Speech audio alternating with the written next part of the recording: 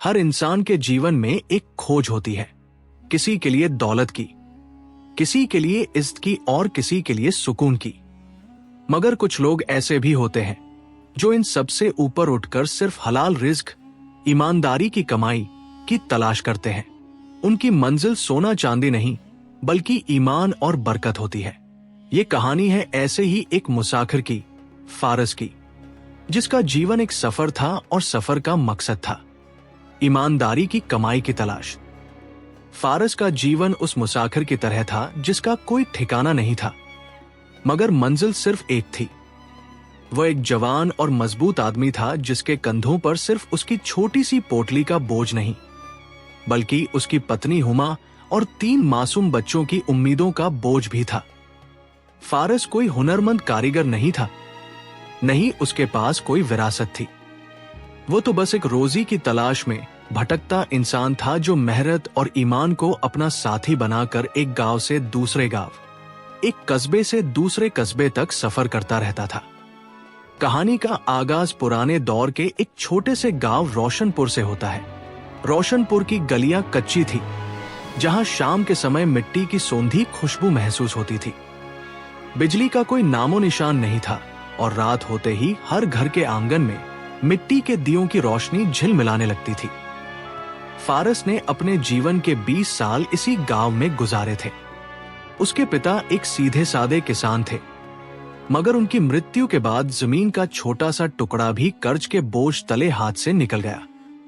अब फारस के पास सिर्फ 2 चीजें बची थी, हुमा का साथ और ईमानदारी से कमाने का संकल्प। एक ठंडी शाम थी। गांव के लोग अपने घरों में आग के पास बैठकर किस्से कहानियां सुन रहे थे। उसी समय फारस और हुमा अपने कच्चे मकान के छोटे से आंगन में बैठे थे। फारस, हुमा ने धीमे से कहा। उसकी आवाज में थकान और चिंता दोनों थी। अब और कितने दिन ऐसे चलेगा? 3 दिन हो गए, आपको कोई काम नहीं मिला। बच्चे भूखे नहीं हैं, मगर उनकी आंखों में वो चमक नहीं है जो पेट भरने के बाद होती है। फारस ने हुमा का हाथ थामा। हुमा, तुम्हारा सब्र ही मेरी सबसे बड़ी दौलत है। मुझे मालूम है वक्त मुश्किल है। आज मैं जमींदार रहमत अली के पास गया था। उन्होंने कहा कि फसल की कटाई का काम अभी शुरू नहीं हुआ। हुमा ने लंबी सांस ली। शहर की बात मत करो फारस। मैंने सुना है वहां कमाई तो बहुत है, मगर उसमें सही और गलत, हलाल और हराम की पहचान करना मुश्किल है। हम भले ही कम खाएंगे, मगर वह ईमानदारी की कमाई होनी चाहिए जिसमें बरकत हो। फारस ने सिर झुका लिया। यही वो बात थी जो उसे हर मुश्किल में मजबूत रखती थी। अगली सुबह फारस ने एक अजीब फैसला किया। उसने हुमा को बताया कि वह अब रोशनपुर से निकलकर पूर्व की तरफ जाएगा, जहां सुना था कि एक बड़ा मेला लगने वाला है। मगर फारस, हुमा ने चिंता से कहा, वहां तो बड़े बड़े व्यापारी और अमीर लोग आते हैं। मैं वहां मजदूरी करूंगा हुमा, बोझ उठाऊंगा, दुकानों की सफाई करूंगा या जो भी काम मिलेगा वही करूंगा। मैं खाली हाथ नहीं लौटूंगा। तुम बस ऊपर वाले पर भरोसा रखना और मेरे लिए दुआ करना। फारस ने अपनी पोटली बांधी जिसमें 2 रोटियां, एक पुराना कंबल और एक छोटा सा जानमाज, प्रार्थना का आसन था। उसने अपने बच्चों को प्यार किया और हुमा को गले लगाया। जब वह गांव की सीमा से निकल रहा था तो उसकी नजर एक बूढ़े फकीर पर पड़ी जो हमेशा गांव के बाहर बैठे रहते थे। लोग उन्हें बाबा नूर कहते थे। फारस उनके पास गया। बाबा नूर, मैं ईमानदारी की रोजी की तलाश में सफर पर निकल रहा हूं। आप मेरे लिए दुआ कीजिए। बाबा नूर ने उसे गौर से देखा, फिर मुस्कुराए। बेटा फारस, रिस्क तो ईश्वर देता है। तुम्हारी तलाश सिर्फ कमाई की नहीं बल्कि सही रास्ते की होनी चाहिए। याद रखना, दुनिया में 3 तरह के लोग मिलेंगे। पहले वे जो तुम्हें ईमानदारी की तरफ ले जाएंगे, चाहे रास्ता कितना ही कठिन क्यों न हो। दूसरे वे जो तुम्हें गलत रास्ते की तरफ धकेलेंगे, जहां आसानी और दौलत का धोखा होगा। और तीसरे वे जो तुम्हारी परीक्षा लेंगे। उन्होंने फारस के कंधे पर हाथ रखा। तुम्हारे सफर में एक व्यक्ति मिलेगा, कासिम। वो तुम्हें एक ऐसी जगह ले जाएगा जहां दौलत का दरिया बहता है, मगर याद रखना, उस दरिया का पानी पीने से पहले उसकी गहराई जरूर देख लेना। 3 दिन की पैदल यात्रा के बाद फारस उस बड़े मेले के करीब पहुंचा। मेले के दरवाजे पर ही उसकी मुलाकात एक आदमी से हुई। लंबा कद, तेज नजर और चेहरे पर बनावटी मुस्कान। कहां जा रहे हो मुसाफिर? उसने पूछा। भाई, मैं काम की तलाश में हूं। मेरा नाम कासिम है और तुम्हारी तलाश अब खत्म हुई। मैं तुम्हें एक ऐसा काम दे सकता हूं जिसमें मेहनत कम और मुनाफा ज्यादा है। फारस के दिल को एक झटका सा लगा। कासिम, ये वही नाम था जो बाबा नूर ने बताया था। कासिम फारस को मेले के भीतरी हिस्से में ले गया, जहां बड़े बड़े तंबू, खैमे लगे थे। उसने फारस को एक विशाल तंबू के पास रोका, जहां तरह तरह के अनाज और दालों के ढेर लगे थे। देखो फारस, कासिम ने फुसफुसाते हुए कहा, यह मेरा काम है। मैं इस मेले में अनाज का सबसे बड़ा व्यापारी हूं। तो मेरा काम क्या होगा? फारस ने पूछा। तुम्हारा काम बहुत खास है। जब कोई किसान अपना अनाज बेचने आए तो तुम उसे तौलने में मेरे मुंशी की मदद करोगे। कासिम ने अपनी आवाज और धीमी कर ली। जब मुंशी अनाज तौले तो तुम तराजू के पल्ले को चुपके से थोड़ा सा दबा देना। फारस का दिल जोर से धड़का। दबा देना मतलब कम तौलना? कम नहीं मेरे दोस्त, इसे मुनाफा बढ़ाना कहते हैं। कासिम ने चालाकी से कहा। अगर किसान 100 किलो अनाज लाया है और हम उसे 95 किलो का दाम देते हैं तो 5 किलो का मुनाफा हमारा हुआ। इस मुनाफे का एक हिस्सा तुम्हारा होगा। फारस ने अपनी मुट्ठी भींच ली। कासिम भाई, मैं ये काम नहीं कर सकता। ये तो सरासर धोखा है। ये ईमानदारी की कमाई, हलाल रिस्क नहीं है। ये तो किसी गरीब किसान की मेहनत पर डाका डालना है। कासिम का चेहरा गुस्से से लाल हो गया। क्या कहा तुमने? धोखा?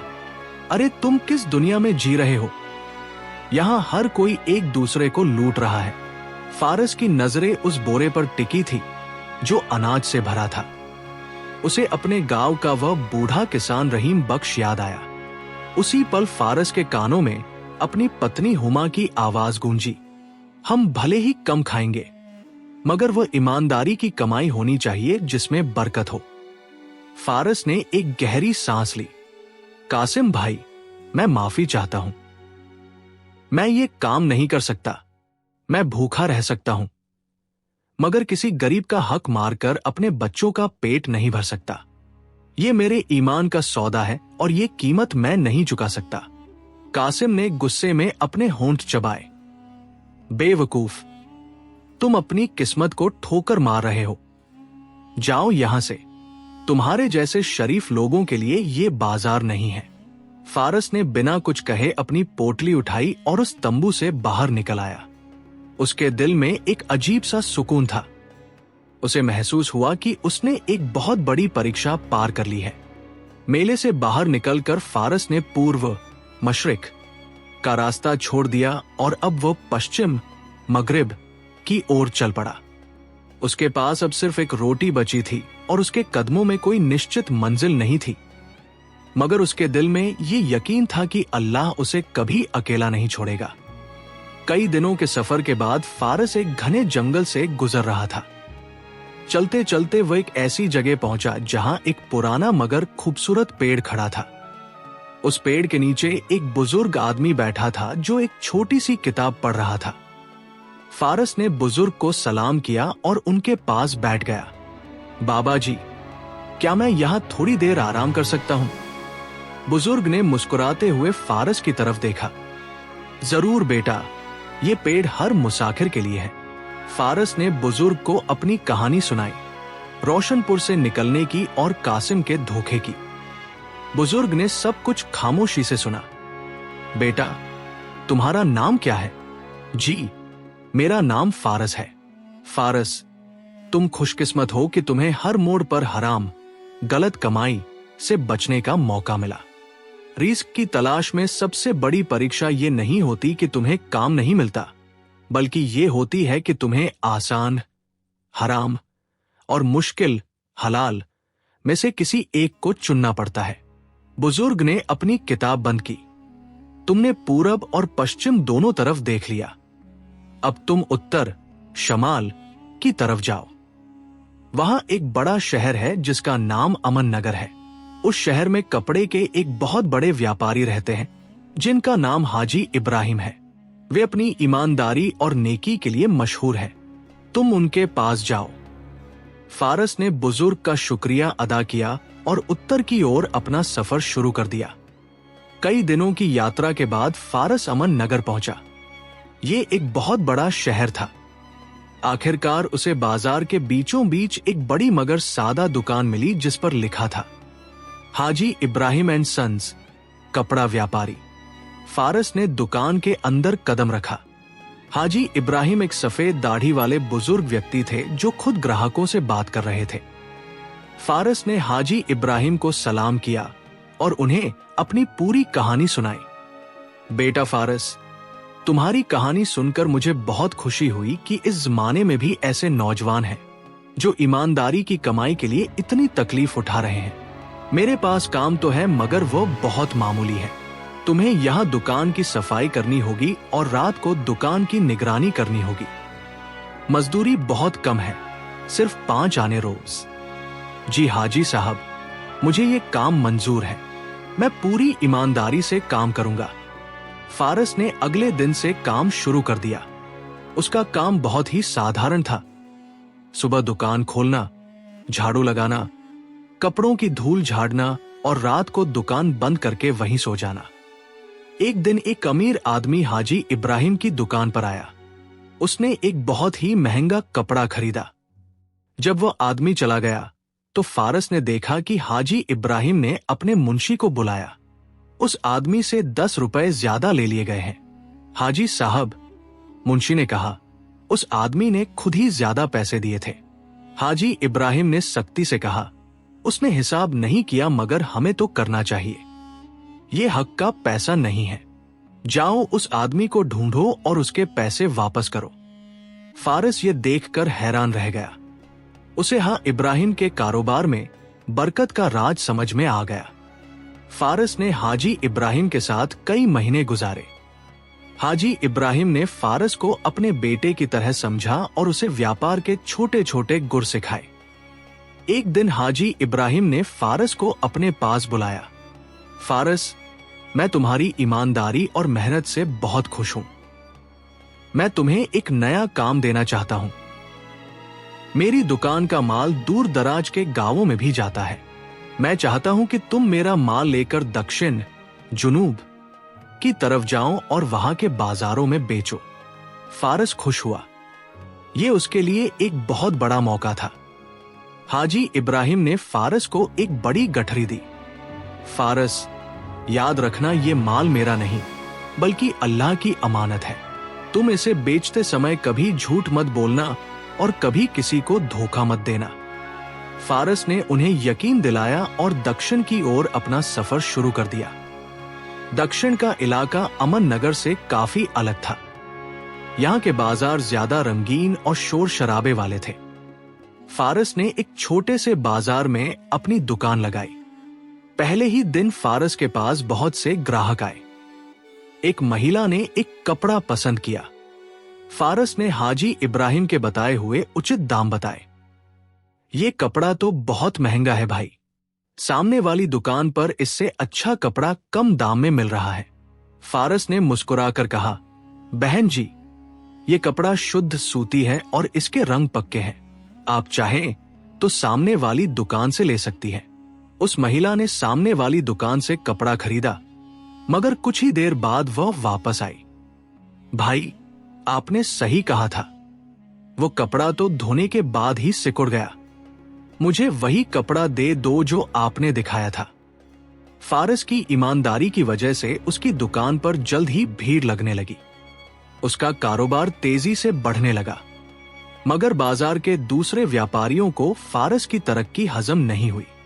उनमें से एक व्यापारी जिसका नाम रफीक था, फारस से बहुत जलता था। एक शाम रफीक फारस के पास आया। मुबारक हो फारस, तुम्हारा कारोबार बहुत अच्छा चल रहा है, मगर तुम बहुत भोले हो। अगर तुम मेरी बात मानो तो तुम एक ही दिन में 2 गुना कमा सकते हो। रफीक ने फारस को एक खतरनाक सलाह दी। देखो, तुम्हारे पास जो बेहतरीन कपड़ा है उसे तुम 2 दर्जे घटिया के कपड़े के साथ मिला दो। हर 10 मीटर के थान में 2 मीटर खराब कपड़ा डाल दो।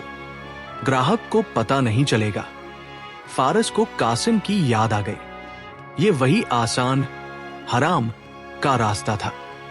रफीक भाई, मैं हाजी इब्राहिम का माल बेचता हूं और उनके वसूलों पर चलता हूं। मैं किसी को धोखा नहीं दे सकता। रफीक ने गुस्से में अपने होंठ भींच लिए। बेवकूफ, जाओ यहां से। रफीक ने फा को नुकसान पहुंचाने का फैसला किया। अगले दिन रफीक ने बाजार में यह अफवाह फैला दी कि फारस का माल चोरी का है। लोगों ने फारस की दुकान पर आना कम कर दिया। फारस परेशान हो गया। फारस ने एक फैसला किया। उसने बाजार के बीचों बीच एक बड़ा सा बोर्ड लगाया जिस पर उसने साफ साफ लिख दिया, यह माल हाजी इब्राहिम का है। यह शुद्ध सूती है। अगर आपको इस माल में कोई भी खराबी मिले तो मैं आपको 2 गुना पैसा वापस करूंगा। मैं सिर्फ ईमानदारी की कमाई पर गुजारा करता हूं। इस बोर्ड को देखकर लोगों को फारस की ईमानदारी पर और ज्यादा यकीन हो गया। रफीक की अफवाहें बेअसर हो गई। लोग रफीक की दुकान छोड़कर फारस की दुकान पर आने लगे। रफीक का कारोबार ठप हो गया। वो गुस्से से पागल हो गया। एक रात जब फारस दुकान बंद करके सोने की तैयारी कर रहा था, रफीक और उसके 2 आदमी दुकान में घुस आए। तुमने मेरी रोजी छीन ली, रफीक चिल्लाया और उसने फारस पर हमला कर दिया। तभी बाजार के कुछ लोग जो फारस की ईमानदारी से प्रभावित थे वहां जमा हो गए। उन्होंने रफीक और उसके आदमियों को पकड़ लिया और उन्हें बाजार से बाहर निकाल दिया। फारस घायल था, मगर उसके दिल में एक अजीब सा सुकून था। अगले दिन फा ने हाजी इब्राहिम को मुनाफे के साथ पैसे भेजे। हाजी इब्राहिम ने फारस को वापस बुला लिया। जब फारस अमन नगर पहुंचा तो हाजी इब्राहिम ने उसे गले लगा लिया। फारस, तुमने सिर्फ मेरा माल नहीं बेचा, बल्कि तुमने मेरे वसूलों को भी कायम रखा। मैं तुम्हें एक और बड़ी जिम्मेदारी देना चाहता हूं। हाजी इब्राहिम ने फारस को अपनी दुकान का मुंशी, मैनेजर बना दिया। हाजी इब्राहिम की दुकान पर मुंशी का पद फारस के लिए एक बहुत बड़ी जिम्मेदारी थी। हाजी इब्राहिम ने उसे अपने घर के पास ही एक छोटा सा कमरा दे दिया था। फारस ने अपनी पत्नी हुमा और बच्चों को अमन नगर बुला लिया। हुमा और बच्चों को देखकर फारस की आंखें भर आईं। फारस, हुमा ने कहा, मैंने हमेशा कहा था कि तुम्हारी ईमानदारी और मेहनत कभी बेकार नहीं जाएगी। ईश्वर ने हमें ईमानदारी की कमाई, हलाल रिज़्क के साथ साथ इज्जत भी दी है। फारस ने अपनी बेटी जोया को लकड़ी की गुड़िया दी और बेटे अहमद को एक छोटी सी किताब। मुंशी का काम बहुत ही संजीदा था। फारस को रोजाना लाखों का हिसाब किताब रखना पड़ता था। एक दिन जब फारस हिसाब कर रहा था तो उसने देखा कि एक बड़े ग्राहक से 500 रुपए ज्यादा आ गए हैं। ये गलती ग्राहक की तरफ से हुई थी। फारस ने सोचा, 500 रुपए, ये तो मेरी एक महीने की तनख्वाह से भी ज्यादा है। अगर मैं ये पैसे अपने पास रख लूं तो किसी को पता भी नहीं चलेगा। लालच का शैतान फारस के दिल में फुसफुसाने लगा। उसने अपनी जेब में हाथ डाला और उन 500 रुपयों को छूकर देखा। तभी उसे हाजी इब्राहिम की बात याद आई। ये माल मेरा नहीं, बल्कि ईश्वर की अमानत है। और फिर उसे बाबा नूर की बात याद आई। तुम्हारी तलाश सिर्फ कमाई की नहीं होनी चाहिए, तुम्हारी तलाश सही रास्ते की होनी चाहिए। फारस ने आंखें बंद की और ईश्वर से माफी मांगी। मैंने ईमानदारी की कमाई के लिए इतना लंबा सफर किया है, इतनी तकलीफें उठाई हैं। मैं एक छोटे से लालच के लिए अपने ईमान को कैसे बेच सकता हूं? फारस ने तुरंत हाजी इब्राहिम को बुलाया और उन्हें पूरी बात बता दी। हाजी इब्राहिम ने मुस्कुराकर फारस के सिर पर हाथ रखा। फारस, मुझे तुम पर पूरा भरोसा था। यह 500 रुपए तुम्हारी आखिरी परीक्षा थी। मैंने जानबूझकर हिसाब में ये गलती करवाई थी ताकि मैं तुम्हारे ईमान की मजबूती देख सकूं। फारस हैरान रह गया। आपने जानबूझकर ऐसा किया? हाँ बेटा, आजीविका की तलाश में सबसे बड़ी परीक्षा भरोसे की होती है। मैं तुम्हें अपना कारोबार सौंपने वाला हूं। मैं देखना चाहता था कि तुम मेरी गैरमौजूदगी में भी ईमानदारी से काम करते हो या नहीं। हाजी इब्राहिम ने बताया कि वह अब बूढ़े हो चुके हैं और हज के बाद वह अपना ज्यादातर समय इबादत, प्रार्थना में बिताना चाहते हैं। फारस, मैं तुम्हें अपना साझीदार, पार्टनर बनाना चाहता हूं। तुम मेरे कारोबार को संभालो और मुनाफे का एक हिस्सा तुम्हारा होगा। तुम्हारी ईमानदारी ही इस व्यापार की सबसे बड़ी दौलत है। फारस की आंखों में खुशी के आंसू आ गए। उसने हाजी इब्राहिम के पैर छू लिए। उसकी हलाल रिज़्क की तलाश अब खत्म हो चुकी थी। उसे सिर्फ रोजी नहीं मिली थी, इज्जत, भरोसा और बरकत भी मिली थी। फारस ने हाजी इब्राहिम की साझेदारी में काम शुरू कर दिया। उसकी मेहनत और ईमानदारी की वजह से कारोबार दिन दूना रात चौगुना बढ़ने लगा। फारस ने अमन नगर में एक अच्छा घर खरीदा और उसके बच्चे अच्छे स्कूल में पढ़ने लगे। मगर फारस ने कभी अपनी सादगी नहीं छोड़ी। वह आज भी रोजाना सुबह उठकर दुकान की सफाई खुद करता था। फारस की कहानी रोशनपुर के हर घर में सुनाई जाती थी। ये कहानी बताती थी कि ईमानदारी की कमाई की तलाश सिर्फ एक सफर नहीं है, बल्कि ईमान का एक सौदा है, जहां हर मोड़ पर इंसान को अपने ज़मीर की परीक्षा देनी पड़ती है। और ये कहानी आज भी हमें ये सबक देती है कि सही रास्ते की कमाई में थोड़ी देर जरूर लग सकती है, मगर उसमें जो बरकत होती है वो दुनिया की हर दौलत से बढ़कर है।